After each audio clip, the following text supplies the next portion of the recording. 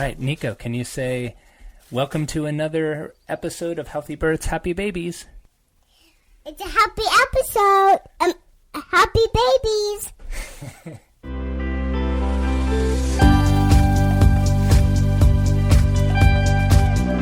Hello and welcome back to another episode of Healthy Births, Happy Babies.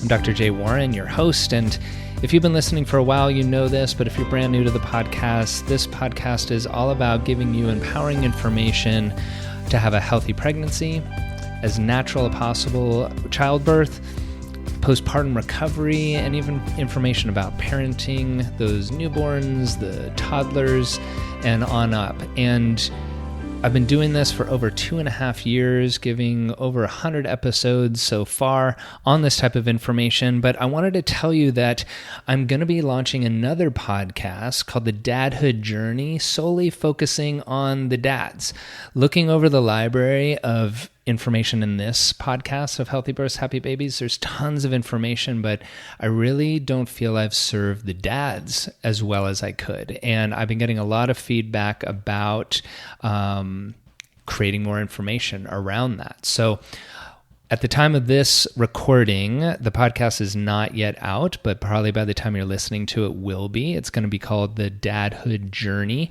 and you can get information about it if you go to my website, which is drjwarren.com/dadhood, DADHOOD, and it's going to be a different format. It's going to be me doing monologues, talking about just different dadhood experiences. Not necessarily mean that I have it all figured out, because I do not by any means, but I have a 4-year-old. I've been experiencing a lot as a dad in those 4 years, obviously, and I also hear a lot in my office as far as the new families that I take care of here, as well as doing this podcast. So I want to share that information so these dads can be as engaged as the moms are. The large part of my listenership is women, and if you can pass on that information to your guy so they can get support as well and information. Hopefully they're listening to these episodes, and I think they can get a lot out of it as well.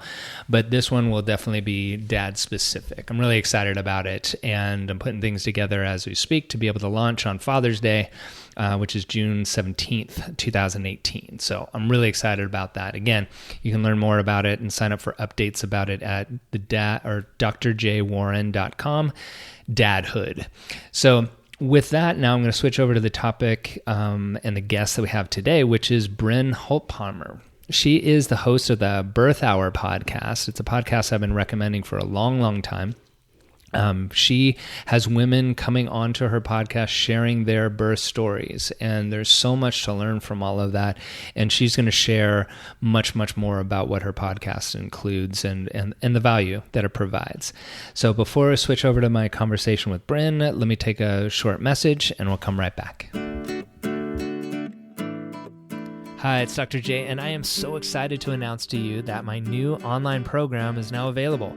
It's called Connecting with Baby During Pregnancy, and what it's going to do is going to teach you methods proven by the latest research in pre- and perinatal psychology and epigenetics that are going to allow you to have not only a calmer and more relaxed pregnancy and to have a gentler, more natural birth, but on the other side of things, you're going to feel more confident as a mom, and you're going to be able to soothe your baby that much easier, because when you're able to bond with baby and connect right now during your pregnancy, it's only going to translate on the other side to just being that much more connected and be able to help them calm and soothe.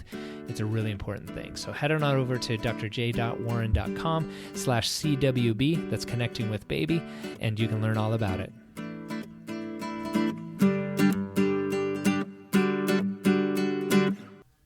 All right, my guest today is Bryn Huntpalmer. She's a mother of 2 young children, plus she has a third on the way. Congratulations. And she lives in Austin, Texas, where she hosts a birth stories podcast called The Birth Hour.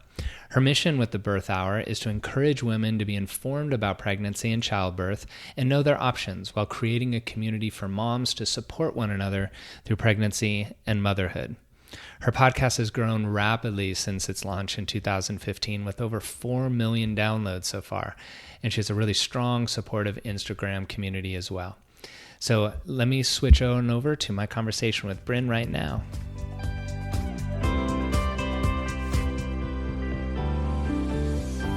Hello, Bryn. Welcome to the podcast. Hi, thanks for having me. No, I'm really happy to have you here because, like we were saying before we recorded, I've been recommending your podcast for years for women here to listen to the Birth Hour. That's your name of your podcast. We're going to be talking a lot about that to just get more information, but also just to hear the stories because that's so important. That's what we're going to be talking about. So it's really nice to talk to you in person after so many years of like seeing you in the feed and listening to your podcast itself. Yeah, I feel like our podcasts are often neighbors in Apple Podcasts, so Yeah. It's fun to be here. And I think we kind of launched at the same time. It was back in August of 2015.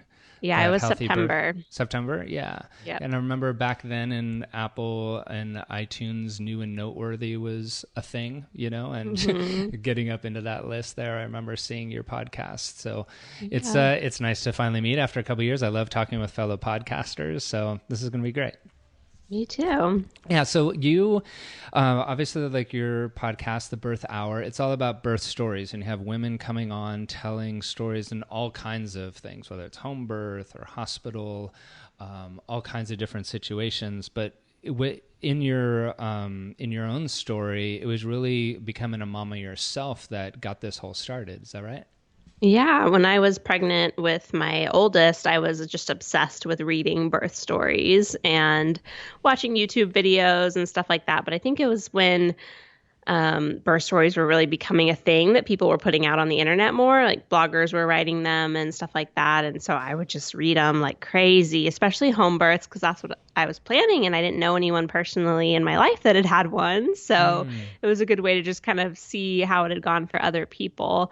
And once I discovered podcasts, it just made sense to me. I had one of those light bulb moments where I was like, oh, I could listen to birth stories, and that would be so much better than staring at my computer screen, into the wee hours of the night, Right. reading as many as possible. And so when you were pregnant, did you find yourself gravitating towards listening to stories more than like the typical birth education stuff, or were you doing both? Well, I was doing both. I was one of those researching before I was even pregnant people, going to the public library and going to that section and checking out every book I could. And then I had a childbirth education course through my midwife and stuff like that. So I was doing other things, but I would say the more fun, obsessive side of me was doing the birth stories. Nice. How old is your oldest? She's about 6.5. 6.5, and you have a 4-year-old too. Mm-hmm. And were they both home births? They were very Nice. different births, but both at home. Really? And was it the second birth and the difference in the stories that prompted you to the podcast, or was the first one you started rolling with it? I think it was just after the second that I had more headspace to start a project like this. They were Right. really unexpectedly close together, about 19 months apart. So I really had 2 babies for a little bit there and didn't have any more bandwidth for anything else. So I think it was more just a timing and logistics thing that I waited until after my son was born. Right. Well, as everyone listening, knowing the demands of being a parent, how Right. that can go. So starting a podcast is not exactly something you do when you're sleep deprived and dealing with a toddler. Might be an interesting podcast, but Yeah, it wasn't exactly. what I needed to do. Like, wow, it was a 2-hour episode, but about an hour of it was silence with a little bit of snoring. Well, so how do you go about bringing all of these amazing stories on? Like, where do you find the people that share? Well, a lot of them come to me at this point. We have a very long wait list of submissions. I have a form on my website people can fill out that are interested in coming on. So that's how we do it now for the most part. And then I have people reach out, with a recommendation of a really unique story that they heard. And sometimes we go about it that way. But for the most part, people are submitting their stories. And in the very beginning, it was more of me just kind of putting out the word in, birth Facebook groups and things like that I was starting a podcast and getting a really enthusiastic response right away, which was actually really encouraging to go for it with the podcast in general. Right. And so now, like, looking at, just the I mean, you have over 260 episodes at the time that we're recording this, and all kinds of different topics from adoptions, birth centers, cesarean, breech, home birth, all kinds of different stories. But what would you say, hopefully this isn't too tough of a question, but what would you say is the commonality between all of the stories? Like, in listening to over 260 hours of birth stories, what do you find as like a common theme with all of these?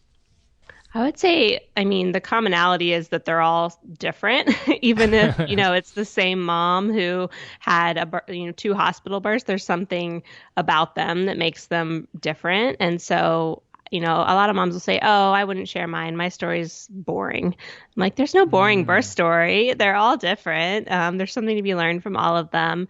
So that's one big thing. And then the other thing that I probably wouldn't have thought about if I hadn't received this message so many times, but people always reach out to me saying that they love listening to the stories because even when it's not necessarily the birth that the mom was hoping for, or even, go so far as to say it was a traumatic birth, there's always something that she kind of takes away from it that she shares. Because I don't necessarily interview people right after their birth. They often have had time to process it. And so there's a little bit more perspective. And I think listeners can kind of hear that even when things go really unexpectedly, you're going to be okay, and there's ways to get help if you're not feeling okay about it. And so that's something that's been really powerful that I wasn't expecting. Because I can only imagine if you're pregnant, listening to all these different stories, it could be overwhelming of like, wow, it could go any way possible, right. Especially with all the birth education classes about like, right, let's have a birth plan and envision how you want to go. And that is very empowering. But I do see a lot of women postpartum really shell-shocked around how it went. And I think in general, we talk about story as being a way of, as you said, processing it, so that you can get the gifts and the lessons and just, this is my experience, rather than it being a trauma. It can be something that creating the story around it can be healing. And is that something that you find, like, even just with interviewing women as they're telling the story, there's another level of processing that happens? I think so. Yeah, it definitely depends on the woman and the story, but often, there's tears in a lot of the stories. I cry on the other side of the mic in most episodes at some point. But yeah, I'll get messages from women after they record, saying, wow, that was the first time I'd really said it all out loud. And, or once their recording goes live, they talk about how sharing it with their family helped open their eyes to why they really wanted a VBAC for their second baby, because they finally heard their perspective on how the cesarean felt, is just one example. Right. So yeah, that's been pretty neat as well. Yeah, I hadn't thought about that, about a way of a means of the guest who you're interviewing, like sharing it with their circles for them to understand. Because often you can't go into the same detail around the birth with everyone each and every time. And then it can make the whole family part of the experience. Mm-hmm. Do you find, have you had couples on sharing the story, or is it always the moms sharing the story? Yeah, it's mostly the moms. My husband and I recorded one, and people love that episode, and I get requests often to have both on. But I just find that logistically and audio quality and all of that, it's so much easier to just have one guest. So for right now, we just do the moms. And then I have a Patreon group as well, which is my listener supporters. And in there, we do some bonus dad episodes, and my husband does the interviewing. So that's kind of fun. Right? That's interesting. Yeah. So the dads get to share their stories. That was what I was going to ask next. Yeah, share their perspective, which is often very different. We've had a couple, him interview a couple of dads whose wives have been on the Birth Hour, the main podcast, and you can kind of hear both perspectives. It's interesting. And are they sometimes very different stories? Yes. Yeah. Yes. I mean, perspective's everything, right? Mm-hmm. And I find, I've starting to do a lot more work with dads as well, supporting them as new dads. And having the story of the couple together, I think is important, so that both are understood, the different stresses, the different joys, so that especially in the postpartum period, everybody's asking, so how's the birth? How did it go? And you can see sometimes with like the mom telling the story and the dad interjecting a detail that was important to him, but not necessarily to her. And there's a little disconnect. But I think telling the story together can be a really healing aspect for the whole family. Yeah, I agree. I think you run into the same thing with just other relatives that were in the room, or even the doula recounting, their perspective of the birth. And the mom is kind of like, what? Because you're often in a totally different headspace when you're the one giving birth. Right. Well, and do you have birth providers coming on as well, or is it all mamas? We've had a few, but it's typically in the format of them sharing their birth stories at first, and then talking, a little bit about their perspective as a care provider. So we've done that a little bit. They're talking about their own birth, and they also happen to be a birth provider. Right. Yeah. So the birth hour, I get requests all the time from people, that came out with a book or something like that, and they want to come on the podcast and talk about it. And I'm like, well, if they want to share their birth story, it's a birth story podcast. So I know there's so many great podcasts like yours out there doing more topic-based stuff. So I really stick to the birth stories. Smart. Yeah, it's definitely a nice place to go to when you're in that stories mode, for a mama to listen to that rather than trying to, filter through a podcast scroll of the story part rather than the info part. Right. And in general, we at the Cap Wellness Center here, the prenatal classes we teach, we want story to be a big part of the education, simply for the same thing that you just mentioned, in that no matter how the birth goes, it's part of your experience, and there can be a healing afterwards, rather than coming from a fear-based place of don't ever listen to any story that's bad as far as a birth is concerned, because it'll put it in your mind and implant the seed, and then it can happen that way. I'm just much more of a proponent of being informed and hearing all sorts of things.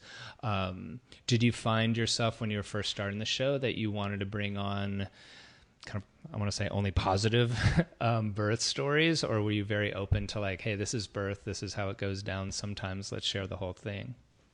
Yeah, I've been very open from the beginning, because, like you said, I want the full picture, and I wanted every woman to feel welcome to share her story on the podcast, whether it was this beautiful, ooh la la moment. I don't know how to describe what some of them. We've had some orgasmic birth and things like that is not going to be the typical experience. Right. So I wanted to have a wide variety, and I think it really just depends on the listener of what you're up for.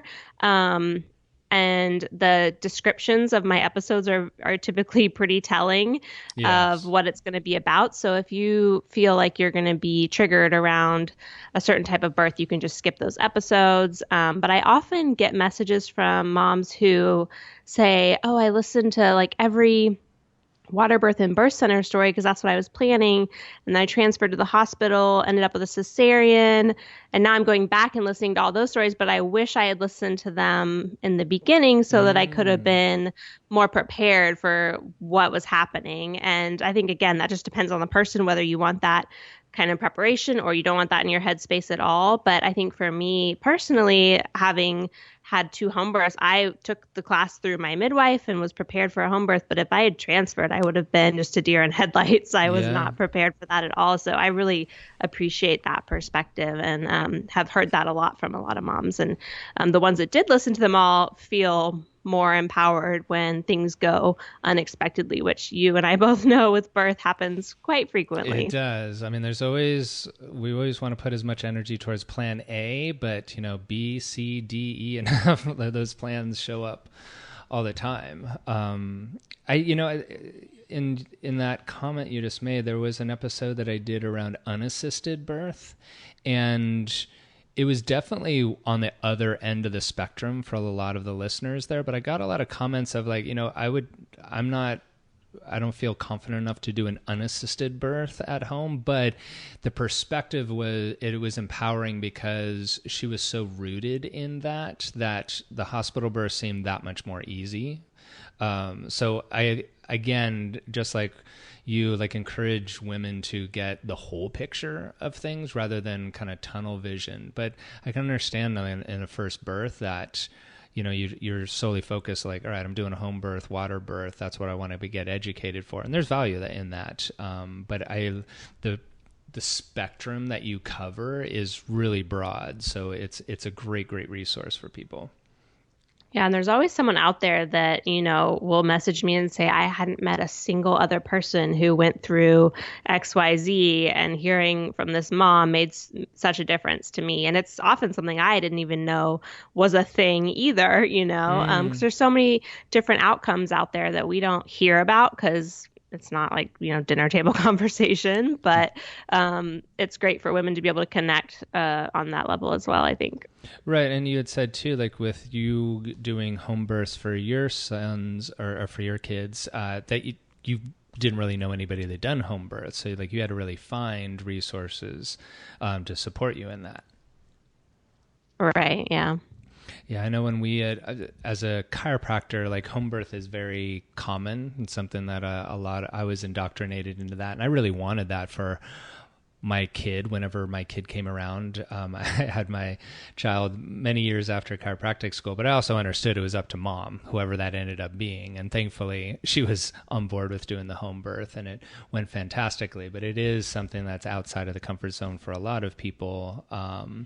But having any woman and every woman supported in what they want to do by their provider and by the circle around them is so key.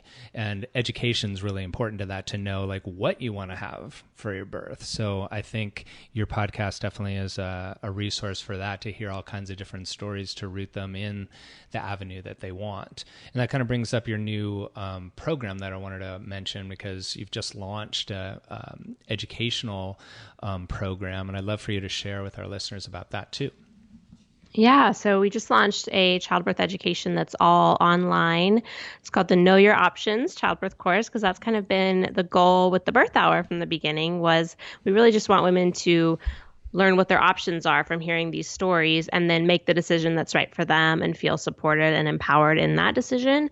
And I would constantly get emails and comments and things like that from people saying, oh, I love this episode. Do you have any specific advice about, XYZ? And I am just a mom who loves birth. I don't have any kind of certification or anything to be teaching childbirth education or certainly giving advice. And so it was always something in the back of my mind of, I really would love to add this element to the birth hour of childbirth education. And I connected with a childbirth educator based in Austin, who's also a doula that's been to, hundreds of births, and a lactation consultant. And so she's super well educated on everything and certified. And then she's also just got a lot of hands-on experience. And I attended her in-person course and was just blown away by the evidence-based nature of it and the all-inclusive nature of it. So much of what you see out there is really focused on one type of birth, typically like natural birth, or the Bradley method is pretty specific, hypnobirthing, like very specific ways to go. And as we talked about before, things don't always go the way that you think. So you may be really into those hypnobirthing tracks during labor, and then in birth, it's just not working.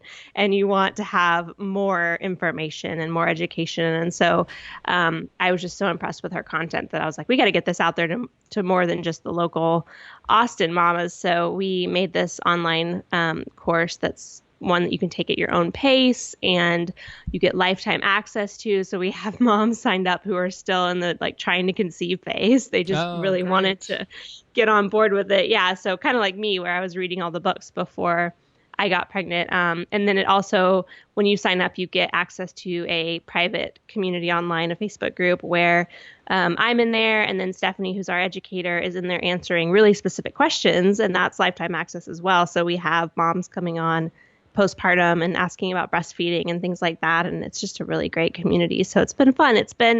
I guess we're coming up on a year. It launched in October of 2017. Oh, great. Yeah. And I haven't checked out the full course, but the intro video series I watched and looked through, and it's just an excellent thing. I'll make sure there's a link there for you listeners to look at that as well. And again, having this, I can't endorse the program necessarily because I haven't seen it, but having information online is sometimes like the best option for people that can't go to classes. So, knowing you over the years, like through the podcast and the high quality stuff you've done before, I definitely would recommend people to check it out.